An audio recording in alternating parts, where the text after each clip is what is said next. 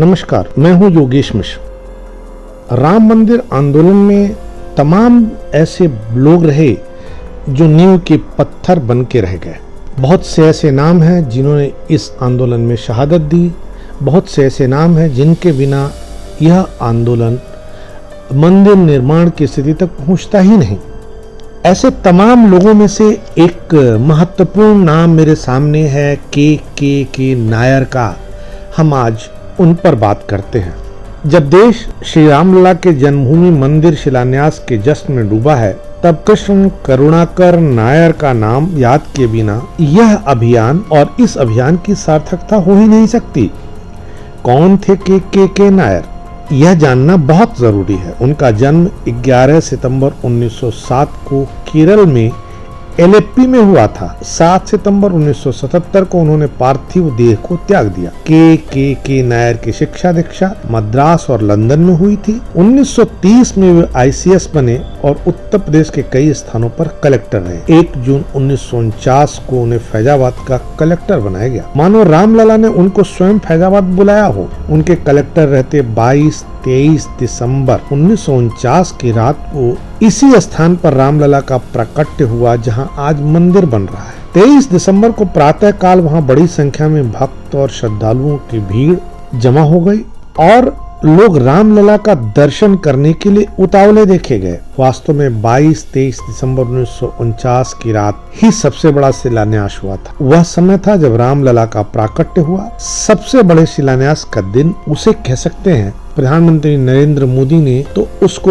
और आगे बढ़ाया है, उसे मजबूत किया है, उसे एक बड़ी बिल्डिंग का आकार दिया है। भारत के प्रधानमंत्री जवाहरलाल नेहरू ने उत्तर प्रदेश के तत्कालीन मुख्यमंत्री पंडित गोविंद बल्लभ पंत से कहा कि किसी भी स्थिति में रामलला की प्रतिमा उस स्थान से तत्काल हटा दी जानी चाहिए। जवाहरलाल नेहरू ने 26 दिसंबर को पंत जी को एक तार भेजा जिसमें वो लिखते हैं, अयोध्या की घटनाओं से मैं बहुत विचलित हूँ। मुझे पूरा विश्वास है कि आप इस मामले में व्यक्तिगत रुचि लेंगे।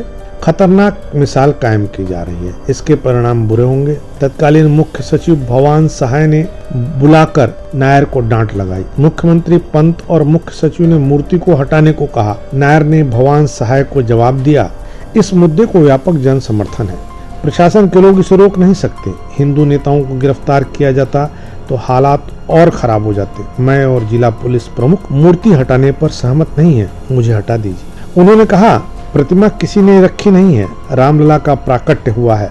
जब रामलला का प्राकट्य हुआ है तो उसे हटा कौन सकता है। नायर किसी की बात सुनने को तैयार नहीं थे। अंततः उन्हें सस्पेंड कर दिया गया। उन्होंने अपने निलंबन को इलाहाबाद हाई कोर्ट में चुनौती दी। उनका निलंबन उच्च न्यायालय ने निरस्त कर दिया। नायर का संकल्प तो कुछ और ही था। उन्होंने आगे की नौकरी करने से इनकार कर दिया, शिक्षा से सेवानिवृत्ति ले ली। 1952 में उन्होंने इलाहाबाद उच्च न्यायालय में वकालत शुरू कर दी। बाद में पंडित दीनदयाल उपाध्याय और अटल बिहारी वाजपेयी के संपर्क में आए। इन दोनों नेताओं के संपर्क में आने के बाद नायर ने भारतीय जनसंघ की सदस्यता ले ली। 1967 में बहराइच से वह भारतीय जनसंघ के टिकट पर सांसद चुने गए। उनकी पत्नी शकुंतला नायर कैसरगंज से सांसद चुनी गई। उनका ड्राइवर भी विधायक हो गया।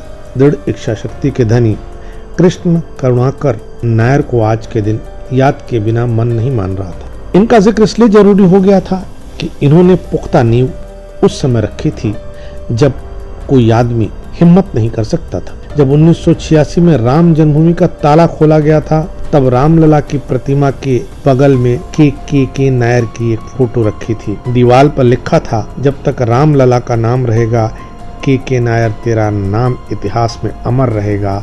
और जब रामलला का नाम का मंदिर बन रहा हो तो उन्हें याद किया जाना जरूरी हो जाता है। इस बार इतना ही, फिर मिलेंगे किसी नए सवाल पर बात करने के लिए। Y factor with Yogesh Mishra.